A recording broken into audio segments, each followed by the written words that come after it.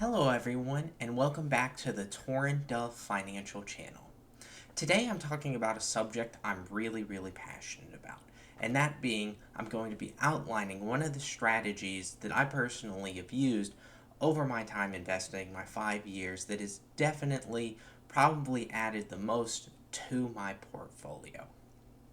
For me, when I first started out investing, I tried a wide variety of different strategies. And what I quickly learned was that a lot of the strategies I tried, they definitely were what I would consider high quality strategies. I didn't just follow every single person on YouTube strategy, and so I hope at the end of this video you don't just blindly follow mine, but I did a significant amount of research. And what I found is that a lot of these strategies are really derived from real factors and things that have been proven over time. So, like the momentum factor, the growth factor, things of that nature. And while they definitely make sense, what I've really found is that not all strategies work for all people. Instead, what I think a lot of investing kind of boils down to really is trying to find strategies that match more with your personality as well as your investment goals.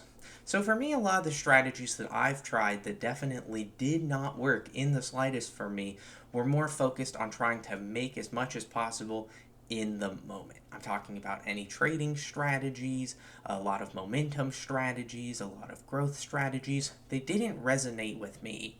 And at the time, I just was under the assumption that, oh, I'm knowledgeable and I'm really bad at this. And while I definitely was still green and novice, I've looked back at some of the investments I actually made during this time, and a lot of them made sense on paper.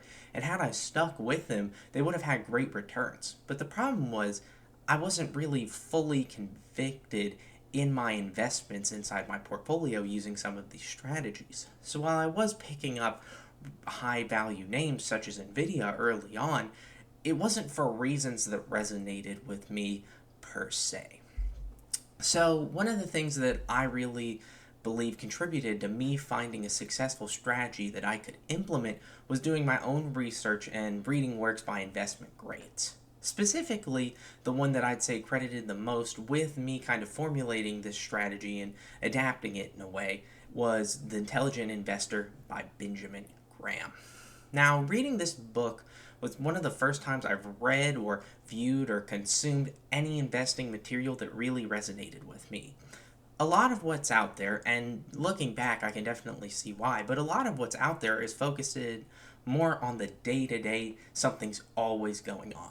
And this makes sense because when we think about media outlets or publications or websites that are trying to sell you a course, they need you to be hooked on this idea that something's constantly always going on that you need to be paying attention to and capitalizing on, because if you're not always consuming their content, they aren't going to make any money off of you. And so that makes sense. But what was really interesting was reading through The Intelligent Investor and finding somebody putting into words thoughts that were more focused on long term delayed gratification. So, for me specifically, I think one of the things I've reflected on a lot that has actually helped me maintain doing this strategy and doing it successfully was focusing on why I got started investing in the first place.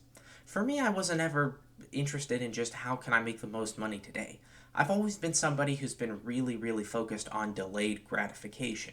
The idea that if I do the right things today, then tomorrow I'll be rewarded significantly more than if I were to prioritize doing the absolute most favorite awesome thing. For instance, just putting this into a very simple, easily digestible example, it's much more beneficial to me and my long term goals to study for an admissions test as opposed to just party all the time while I'm in college. And that resonates with me because a lot of my goals require me trying to be the best version of myself that I possibly can be. And so, one of the things that really stuck out to me was the concept of cigar butt investing. Now, this isn't my strategy, but a lot of the core principles I use and kind of adopt because they make sense to me. So, for those of you that don't know what cigar butt investing is, it's this idea that Benjamin Graham really kind of came up with and really built upon, where you try and find companies that are on their last legs, but in essence, they have one puff left.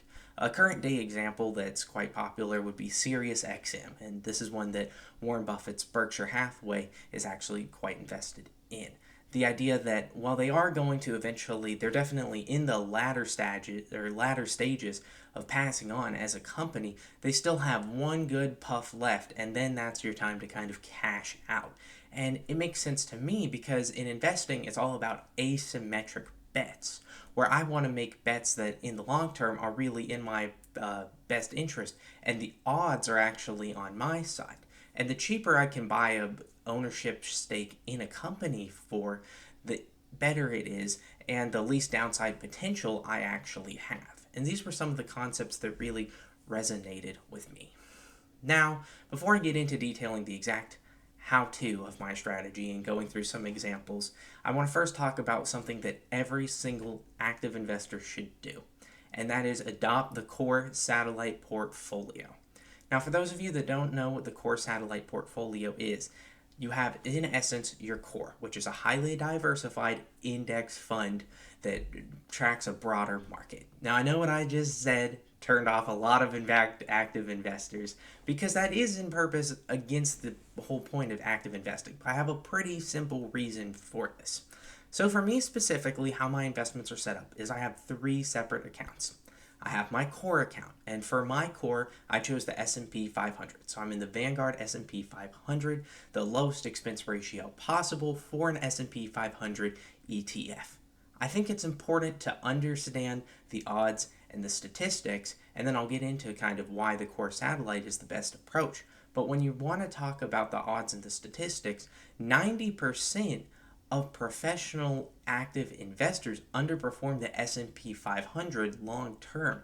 So again, when we talk about these professionals who have dedicated years and years of their lives and have all the certifications and come from the upper echelon of business schools and MBA programs, they underperform the S&P 500. So why not invest in the most cheap investment vehicle to match that with at least a decent portion of your portfolio? And I'll get into some of my simplistic reasoning in a second. But additionally, I have 2 other accounts. For me, I had to split it up into 3 accounts simply for the reason of I was too tempted to touch what I would call the core, and that's going to be focusing on long-term compounding. So for me, it was really simple to just set it up into 3 separate accounts. One of my accounts, again, the core. The second account being my actively managed, highly concentrated portfolio. And then my third being a much smaller portion of my investment allocation, but I wanted that going directly towards micro caps because I want to maximize my risk while I'm young, and if it goes to 0 in that account, it's not the end of the world, whereas I have a ton of upside potential. But the rationale behind wanting to adopt the core satellite portfolio is it requires me only picking a handful of names that I really know and can have a large amount of conviction in to actually outperform the S&P 500 because a lot of my portfolio is already matching it. Whereas if you're in an active portfolio and you pick a significant quantity of losers, then you're going to significantly underperform. Whereas if you have the core satellite and you still aren't great at stock selection, you'll underperform significantly less than you would have having a 100% single stock allocation. Now, for me, adopting the strategy. We're going to finally get into the strategy. I know I had a lot of build up, but that was just because I want everybody to be thinking about these types of thoughts when they start thinking about their own strategies. For me, I, at heart, am a contrarian value investor. Again, as I've touched on earlier, I'm someone who focuses on delayed gratification. I'm kind of a cheap person. I really like buying things at a discount. I'm someone who wants to prioritize the asymmetric bets and make bets only when they are significantly in my favor. And I'm someone who, quite frankly, doesn't fit in and doesn't follow the crowd. Outside of investing, inside of investing, I'm not somebody who likes to just be kind of shepherded along and have the same names as everyone. That doesn't make sense to me because I don't want the returns of everyone. I want the returns of the select few best investors that are inspirational to me. So now I will introduce my strategy. What I have deemed catching quality knives. Now, obviously when I say catching knives, that might be a phrase you've heard of before. and it might not. But for a lot of investors, what that means is if you've been on Yahoo Finance and a company is absolutely tanking, people will say, should you catch this falling knife? Basically, should you take a bet on this company that is absolutely tanking? And I have gone ahead and added in the middle quality knives because not all knives are the same. Some companies absolutely deserve to tank 60% in a year, and some of them absolutely do not. So, for some past examples of where this has really worked out in my favor, Crocs. Right after Crocs invested in Hey Dude and they actually acquired them, they the terms of it were they quite drastically overpaid for something that has continually lost revenue. Sales growth has absolutely declined on the Hey Dude brand, and they were severely punished for actually acquiring this company. Now, when I took into consideration Crocs as a whole, I looked through the fundamentals, I looked through years and years of financial statements. What I found was yes, they had overpaid for an acquisition of a company that was not necessarily in the best interest of the company. That being said, that small acquisition did not account for the vast majority of their sales. The vast majority of their sales came from their classic clog shoe that nobody has been able to create a copy of or something that really like shifts attention of. And we're still talking about a company that with basically one product is very much relevant today, and everybody has a pair of. And I looked through the financial statements, I looked at the market reactions, I looked at their earnings reports, and what I saw was that the fundamentals were going in one direction and the share price was going in the other. Yes, from the time they made the acquisition, I thoroughly believe that their share price should have been down from where it was. But should it have been down as much as it was? Key emphasis on much. See, the reason I love the catching quality knife strategy is it doesn't require you to necessarily have the company rebound all the way to profit. You're just trying to follow it to a correction that makes sense. Another great example, Apple. A few years ago, Apple was in the focus of, hey, what if China bans the iPhone and will this tank Apple or not? And these concerns, because again, markets hate uncertainty and they hate concerns, it caused the share price to kind of fall off a cliff and had Apple trading at values that we hadn't really seen in quite some time. Now, I took a more of a gamble on this one because China could have come out absolutely hated on it and it could have set Apple back years and years and years. Instead, this isn't exactly what happened. Apple's share price recovered some, and I made a significant profit. Another good example I have is PDD. Now, PDD is the parent company of Temu. Many of you may know of Temu. I personally really like Temu. Why? Because a lot of what we get in America is the Chinese crap anyways. And so I'd rather cut out the middleman and get it straight from the factory and get it much cheaper than playing this game of, oh, somebody acquired it and then brought it to me, and so that should be a surcharge on what it actually cost instead of cutting out the middleman. Again, I'm in a country that currently does not manufacture a ton of stuff. We do buy a lot of Chinese goods, and I understood that idea, and I also understood that with inflation, people are going to want cheaper alternatives. Where are you going to find the cheapest alternatives? From China. People have loved Shein for years. They've loved Temu for years. People are just going to try and find the cheapest alternative for the things they already buy. And so I made an asymmetric bet on Temu. The stock price recovered, and I benefited greatly from it. So overall, that's kind of some of my past history. Where has that led me to today? For me, there are two names that I recently added into my portfolio that I believe I can benefit from and admittedly already have benefited a bit from. That being Novo Nordisk and United Healthcare. Obviously, you're going to probably be more familiar with United Healthcare just by typically who watches these videos and where the audience is targeted. But if you aren't familiar with United Healthcare, largest healthcare provider in the United States, they're a company that Wall Street this past year has not looked on too favorably. I advise everyone to go onto Yahoo Finance and click on the year to date for United Healthcare. It hasn't been good, safe to say. However, I would argue that the fundamentals, when you look at the revenue, when you look at the EPS growth, when you consider all of the factors, don't necessarily contribute to as deep of a drop as the share price has had. Should have the prospects of United Healthcare dampened over the past year? I would argue yes. Some people would argue no. I would argue yes. Have they dampened to the extent that the company now trades for what it does, considering the fact that when you compare it to competitors, it's in a much better state than competitors, its margins are better than competitors, and overall it has the largest market share compared to competitors? I would argue with these factors that it is in the best interest for the price to eventually revert to the mean and for there to be a correction in an upwards trajectory. Now, second name that I really love, Novo Nordisk. Now, I'll be completely transparent. When it comes to drug companies, I am not somebody who has the best track record.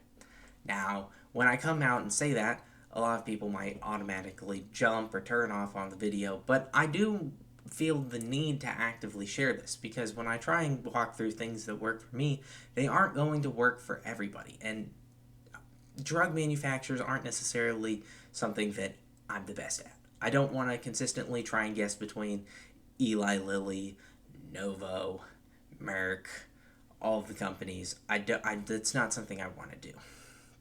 What really sticks out to me with Novo Nordisk, though, a lot of people in the investment space, they're going to know the names of all of the weight loss drugs. But the average person that I am around knows of Ozempic. They don't even think of any other weight loss drugs. You would just say Ozempic. It's kind of in a similar situation to where jet ski isn't the actual name of the thing, but it's the company, but everybody just calls them jet skis. That's kind of the situation we're in. And when you look through the financial statements, when you look at their most recent earnings, the fundamentals of the business are not going the same direction as the share price. And that's an opportunity I really like jumping on. Is again, when the share price is going in an opposite direction of the fundamentals of the business. Now, I want to touch on the quality aspect of my catching quality knives strategy. Not all knives deserve to be catched. For me, a company I can think of off the top of my head that I've neglected to catch would be Intel. Intel, if you look at the financial statements and you look at the earnings growth, historically in the past 10 years, just look at the direction that's going, that is matching the current trajectory of the share price. For me, it speaks volume that Taiwan Semiconductors and Broadcom last year both looked at Intel as a whole, looked at Intel's parts, tried to figure out, okay, is there anything of value in this company that we would like to get at potentially fire sale prices? Again, this is a company that, for lack of better terms, is on fire. They had to get government subsidies. The CHIPS Act was heavily focused on trying to make sure America still had a player in chips. Again, this is a company that is on the ropes, looking to be knocked out, and probably it would make sense that they would offer a lot of their things for a lot cheaper than, say, a company that's in a very good position, let's say. And both Taiwan Semiconductors and Broadcom said, no, we don't want anything. That, to me, speaks volumes. That, to me, is a lot of the reasoning why I did not catch the Intel knife. I'm not trying to bet on things that I believe are justified in the correction. What I'm trying to bet on are things that maybe I think, yes, it should be down, but it shouldn't be down as much as it is. Or if I think the market's wrong, which I have quite a few times. And a lot of that is more short term focused. I think markets in the long run are efficient. I'm a big fan of the reversion to mean theory. That being said, a lot of times in the short run, because I've seen it, let's take a market darling, for instance, NVIDIA. NVIDIA can come out, and this literally just happened, and they pretty much beat things across the board on their earnings. However, they have one minor thing holding them back from just like an absolute clean sweep. But let's say it's not even the most relevant thing that overall good earnings report. They can still go down as much as 8% simply because the market was pricing in them crushing earnings. Again, when we get to these more short-term focused things as opposed to more long-term focused things, I tend to disagree a lot because I'm a contrarian value investor compared to the market, which wants to be focused more on hype and how do I get the most money today and all of the things that really create value for these companies, which is the day-to-day everything going on. So, overall, that's a little bit of the reasoning behind my strategy. I know this was a bit of a longer video and I kind of tied in a multitude of concepts, but I just kind of want to help everyone out there understand that when you come up with a strategy, as I have detailed my strategy, you need to find things that really resonate with you. You need to find ideas, you need to find statistics, you need to find other great investors that have good track records, anything like that that resonates with you. And I would highly advise looking at your investments and seeing, do they align with your goals? Are you somebody who's just investing in NVIDIA and Palantir at the absolute market highs because you're following the hype? You're following the great gains and you've bought it at bad valuations. Are you somebody who even considered the price you paid? Again, these are simple things, but a lot of people, I'd say, don't do their due diligence in making those types of decisions. Are you even somebody that should be invested in single stocks? Again, that's not a shade. I think actively admitting when you don't know something as much as you should before doing it is actually quite a good sign of intelligence. You don't need to be a master of everything. You don't need to understand everything. I definitely don't. I have sectors that I am historically terrible at. I have investments I've made that have not panned out. But on the flip side, I also have investments that I have done well, and I've made sure to learn from both of those situations. I wouldn't say fixate on your losers, and definitely don't fixate on your winners. Instead, try and figure out what led you to investments that both succeeded and what led you to investments that both failed. Sometimes something can check off all of our boxes and still not be a success. And sometimes something that we feel is a little bit on the speculative side can absolutely explode. So overall, I hope I've helped you at least consider thinking through more of your investment strategy. If you ended up staying this long into the video and you're contemplating adopting the catching quality knife strategy, I highly advise doing your own research. Pick up a copy of The Intelligent Investor. Learn some about Warren Buffett, the greatest value investor ever. Also, look into Charlie Munger. I think that's where a lot of my ideas on quality and paying good prices for incredible business models comes from. So, overall, thank you very much for checking out today's video. I hope it was informative and hopefully inspirational in a way to try and find your own investment strategies. Go against the crowd. Be different. Don't just follow the crowd in and out of positions in a frenzy because Yahoo Finance is pushing stuff at you. Okay, thank you very much.